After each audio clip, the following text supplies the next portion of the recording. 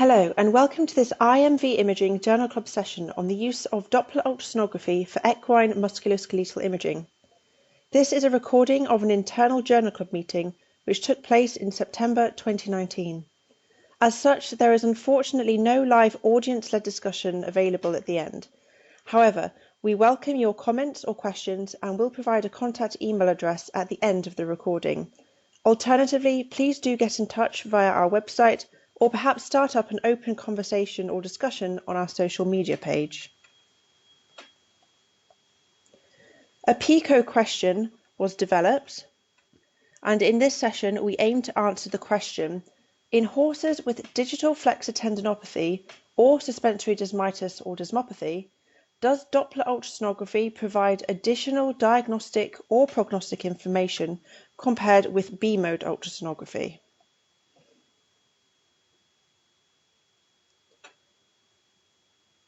The listed search terms were used, which yielded 17 results in PubMed.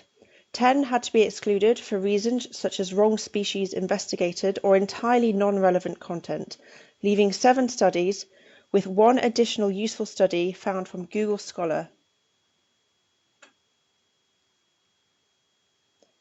In brief, Doppler ultrasonography was under direct investigation in 4 studies, and was included as an outcome variable in the other 4 studies, which were primarily investigated as a separate outcome. All were prospective in design, although 1 was a combined prospective and retrospective study. Only 2 included the gold standard of histology. The cohort numbers were variable, but generally quite small. The structures investigated varied. 5 investigated the superficial digital flexor tendon, and there were 3 standalone studies looking at other structures of the distal limb, including only 1 of the suspensory branches. 5 studies looked at a horse with horses with naturally occurring lesions. 2 had surgically induced lesions, and 1 was a longitudinal study following a group of young racehorses without known lesions. Outcome data was only available in 3 studies, none of which gave long-term follow-up. A type of Doppler used was color Doppler in 7 studies and power Doppler in only 1.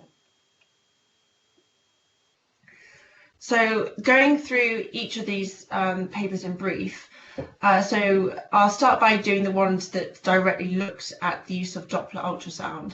So in this one, this was a prospective clinical study using 8 horses, which was amounted to 10 affected limbs. The clinical signs varied. 3 were less than a month's duration, 5 were more than 3 months, but it didn't tell us any more than that.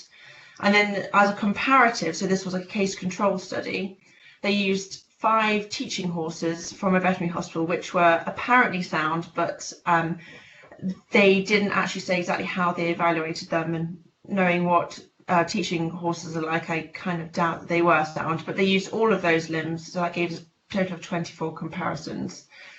They used B-mode ultrasound and power Doppler, and then these were retrospectively analysed by 1 or 2 observers to grade the changes. The main limitations: there were no repeatability of these measures or the interpretation. There was also no follow-up performed and no gold standard for comparison. So most lame limbs had B-mode abnormalities. 2 of them didn't, so I'm not really quite sure how they could say that they were assessing an abnormal tendon if they didn't see any abnormalities. Most of these were severe or moderate, and a few were mild. They had in the tendons with lesions on B-mode, 11 of those had signal in power Doppler, so about 60%, and some of them didn't have any power Doppler signal. They did say that the ones with the power Doppler signal tended to have the higher B-mode grades. That's highlighted in the table that I put in on the right-hand side. Abnormalities were seen in half the branches of sound horses, and of those, half had Doppler signals. So essentially in a quarter of sound horses, the branches had abnormal Doppler signal. Several studies have said before that a normal tendon or ligament should have no Doppler signal whatsoever. So this is goes against the, I guess, the anecdotal evidence. However, in general, if there was the branches looked normal in B mode, then they were also normal, had normal Doppler signal. So it may help to differentiate acute versus healed lesions, but the data presented wasn't actually complete in this study, and also associated with recent onset, but they don't actually present this data, which was a bit of a shame, because otherwise some of the things they presented were actually quite interesting. Also, having mild abnormalities in sound branches, both in B mode and Doppler, these essentially is quite a high proportion of false positive results. So this doesn't really give anyone much sort of confidence that if they do see power Doppler signal in a branch, that is actually abnormal. It may well actually just be normal. Although if you have severe or high power Doppler signal, it's more likely to be actually pathological. In this study, this isn't a very well reported study, and it also has inappropriate conclusions. So this was a Japanese group that performed, and this was performed in Japan. They concluded that the cross-sectional area of the entire tendon, so the graph on the right of the three that I've put in, the cross-sectional area was not correlated to semi-quantitative measures of flow. So that's CFA. So CFA is basically Doppler signal. Therefore, they conclude that Doppler is better than cross-sectional area in indicating increased vascularization. So vascularization being an indicator of hyperemia as a result of injury.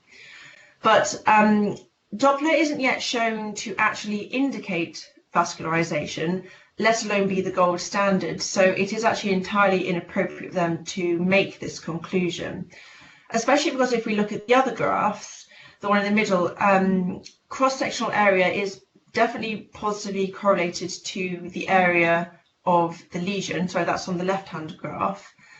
Especially, it actually has a more positive correlation than Doppler does. So this is actually indicating that cross-sectional area is more likely to indicate injury than Doppler. So we certainly can't say that Doppler isn't as good as just measuring the overall size of the tendon. So this indicates that cross-sectional area in B mode is potentially a better indicator for lesion presence more than Doppler signal. This other study was the same group as the previous study. Their aim in this one was to evaluate the relationship between exercise and tendon injury with Doppler flow. So they did serial B mode and colour Doppler evaluations over 5 months in a group of young thoroughbred racehorses in training. The interesting part of the results were that 6.5% of images had colour Doppler flow, but no B mode abnormalities were seen at any time point. So the presence of signal was also related to time. So there are more abnormalities or abnormal flows seen at the end of the 5 months training period, so in April, than there were seen in February or December. The main limitations were that I don't think the tendons were fully evaluated. If we look at the bottom right-hand image, the median lateral margins of the tendon aren't actually visualized in this image, so that's a potential major limitation. Also, 5 months is a very short period of time, so I think longer follow-up would have been required in these horses to ascertain the actual significance of the colour Doppler flows. So whilst they conclude that the Doppler flow was not related to the development of injuries, it is still possible that they may have indicated preclinical injuries. If we looked at these horses for the following year, we may have seen a correlation, but we don't know. The presence of the signal may also represent a physiological response to mechanical load. And that's supported potentially by the difference or in prevalence of flows along the different time points related to the period of training. And it has been shown in human medicine, in Achilles tendons, in long distance runners and badminton players. So after a period of high mechanical load, you can get abnormal or increased Doppler flow. So it is possible that this is the effect that we're seeing in the study, but again, can't really be proven from this study. This was a human medicine driven piece of research. So in humans, chronic pathology of the Achilles tendon, vascularization is indicative of hyperemia as part of inflammation and injury. In humans, sclerosing therapy reduces the vascularization and results in a clinical improvement. So they therefore linked vascularization to pain, and therefore they measured the success of treatment using Doppler, presuming the Doppler is therefore used for assessing vascularization. So they wanted to know, does the same apply to horses, A, with regard to Doppler, and B, with regard to sclerosing therapy. The main limitations, it was a very small number. They had only 4 horses. There's very poorly detailed information on the horses, so we don't really know much about the lesion types in the horses themselves and what they were doing. Also, on the images on the right, they're not particularly great images, and we can't see the entirety of the metacarpal region. But I am a bit suspicious that they may have labelled the superficial and deep digital flexor tendons wrong, and it almost looks like they've labelled the deep as the superficial and the deep as the check ligament. So I kind of question the accuracy of the data acquired.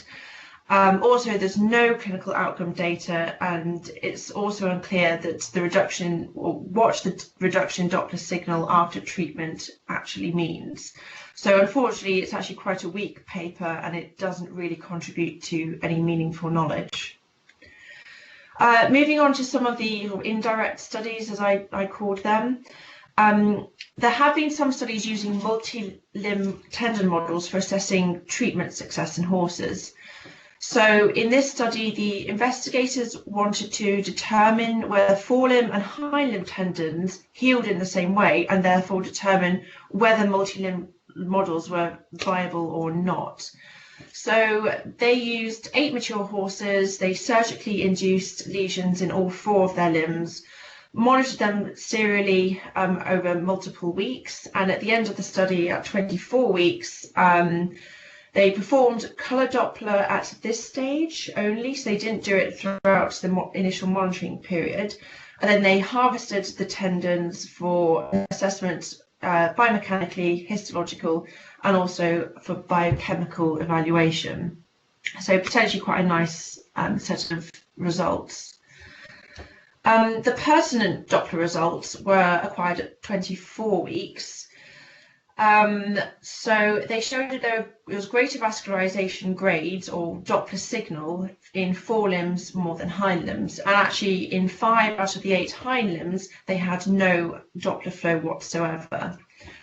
At this stage they had higher hydroxyl cispyridinoline and lower glycosaminoglycan in the hind limbs.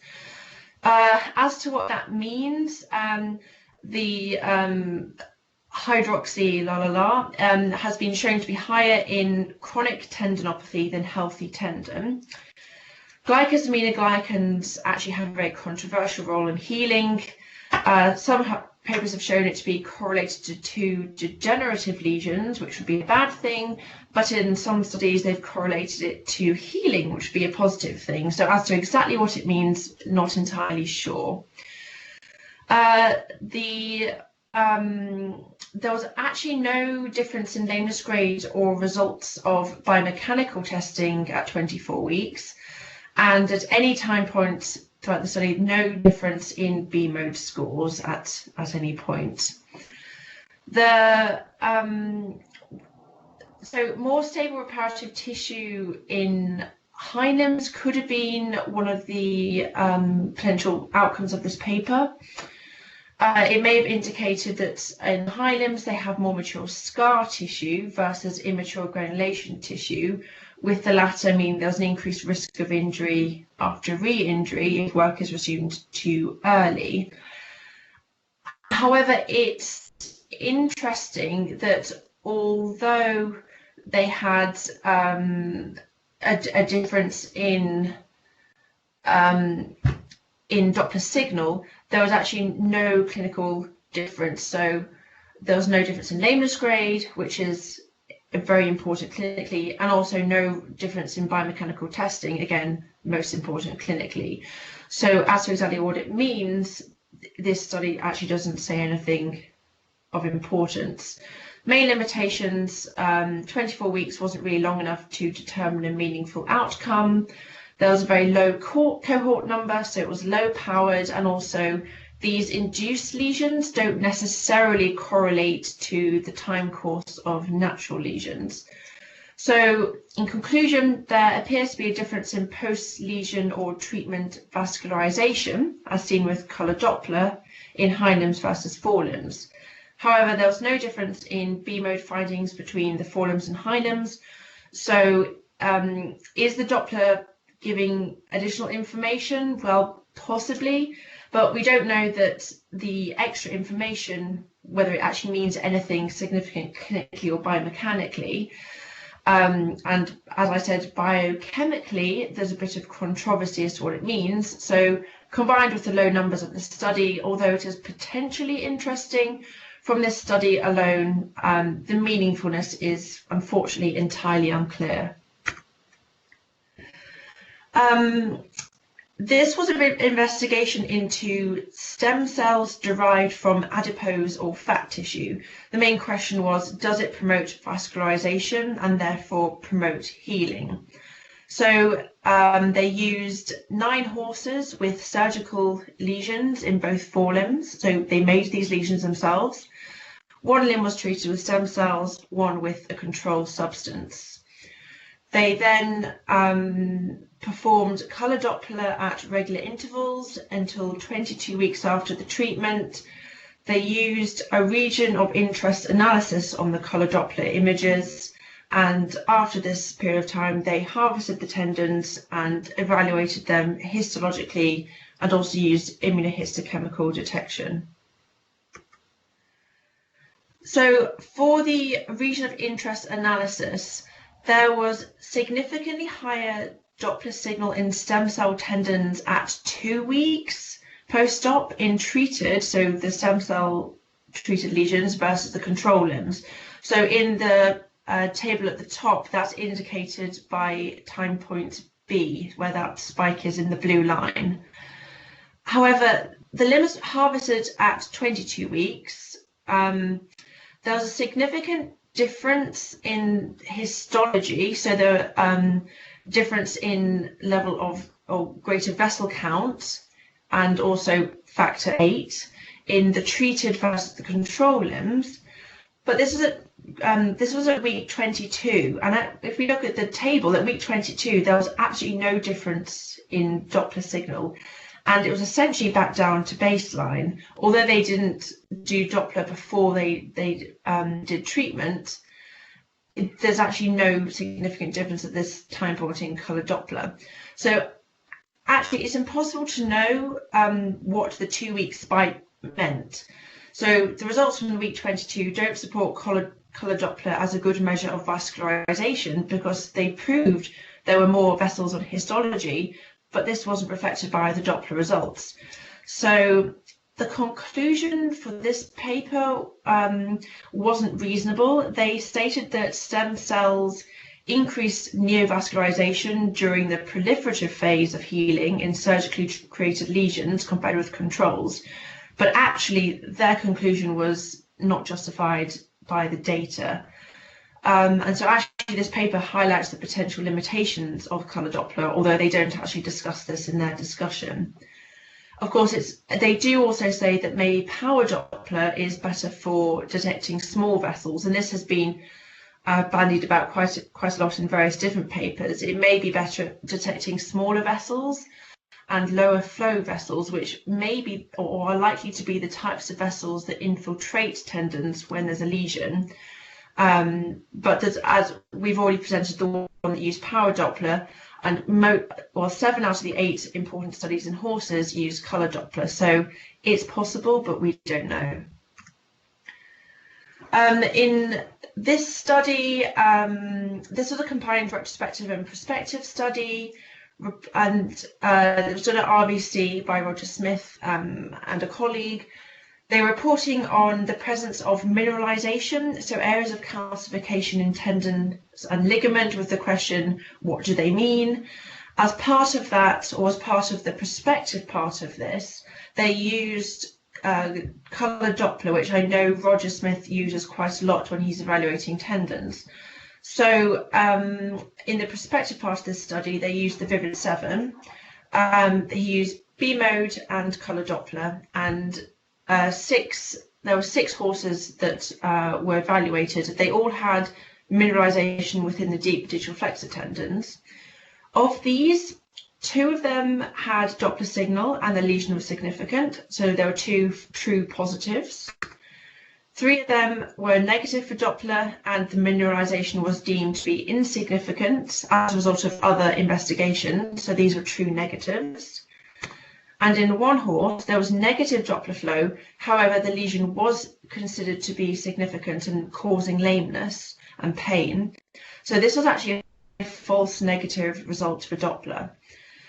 Unfortunately, this still provides insufficient data to conclude whether Doppler can help to predict the occurrence of pain or lameness related to significant lesions. In this case, in association with mineralization, so we can't really bring these results forward to anything else, but at least in mineralization, it's unclear. This study looked at, it was quite a nice study looking at the use of dynamic scanning in limbs, looking at manica flexoria tears. Unfortunately, the colour Doppler that they used it really inconsistently to evaluate thickened mesotenon. So this is a fibrous sort of coating or sort of capsule around tendons. They only used it when they saw abnormalities in the mesotenon. So it's actually impossible to know whether the Doppler signal in these few cases was pathological or normal, because there were no references that they used, and it hasn't been looked at previously, so we don't actually know at all what it means. So nothing particularly interesting from this study. So as a brief summary, there's relatively little scientific data, and there's a complete lack of any large-scale prospective study with a long-term follow-up. Based on the information that we have scientifically, there are potential for both false positive and false negative results. Having false positives and false negatives isn't something you want when you're using these as a diagnostic tool, because you're basically likely to be misled and given an incorrect or improper diagnosis. There was a lack of a definitive correlation of Doppler signal to either biomechanical, biochemical, or histological parameters, in addition to things like clinical data. So when we do have increased Doppler signal, we don't actually know what it means or what it's telling us. There is also some evidence that Doppler signal may be seen in normal structures without pain or injury, and this could be related to workload. So something that needs to be borne in mind when scanning a horse. If you're scanning a horse that's just gone around Burley or done a race, then it is possible that Doppler signal may be seen in these structures, but actually mean nothing clinically apart from this horse has used its tendons quite a lot in the last few days.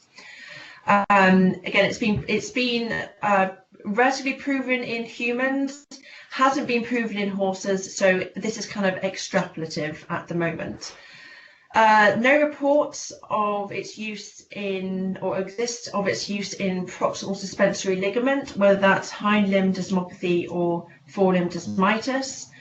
It's likely that it may not be useful in hind limb suspensory ligaments because it's previously been shown that those degenerative type lesions with little inflammatory involvement. So neovascularization and blood flow is unlikely to give, at least in chronic hind limb suspensory issues, much information. However, it may give some information for limbs, but there's no report of this in any literature.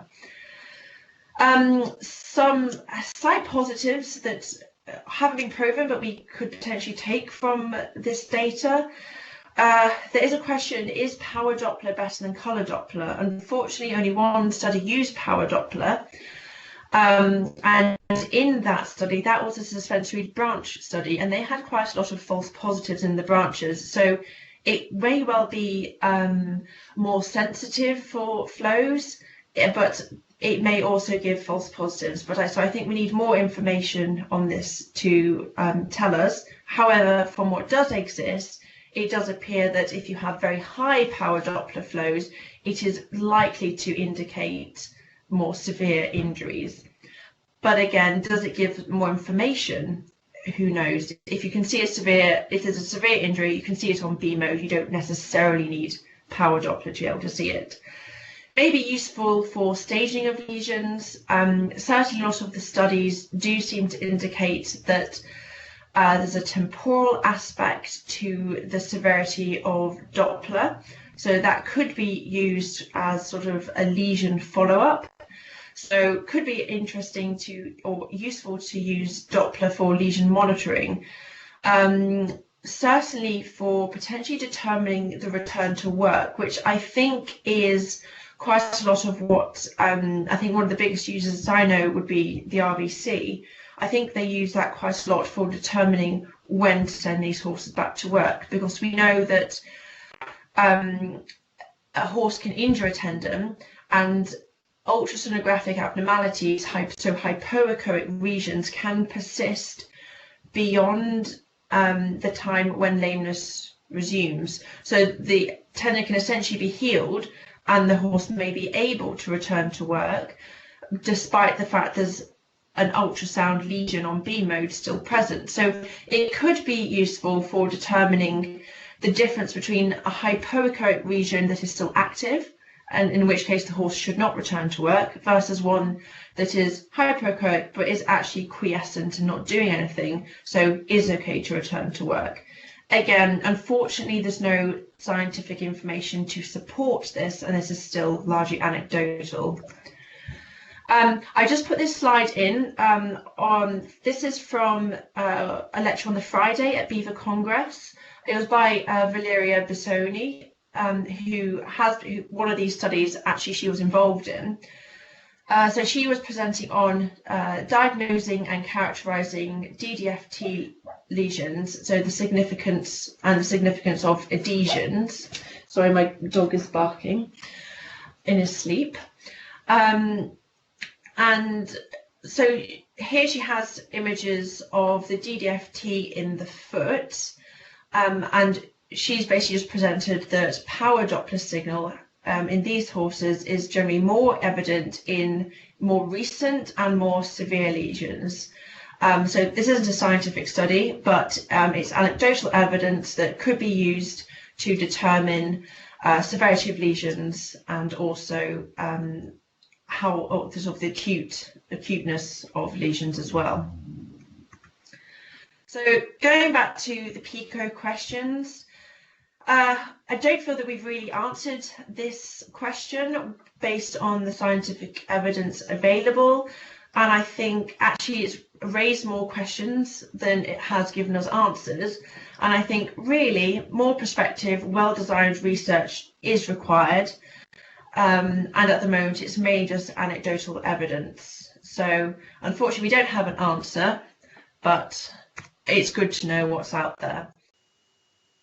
Here is a full list of references of the studies discussed during this meeting. Thank you for listening to this presentation.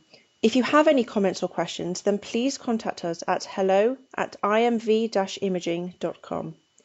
We hold regular journal clubs and now make the presentations available to everyone, as well as inviting vets from around the world to join in on live topic discussions. Join our private equine Facebook group to keep up to date with equine journal club meetings, or visit our website to listen through the archives of previous meetings. Thank you.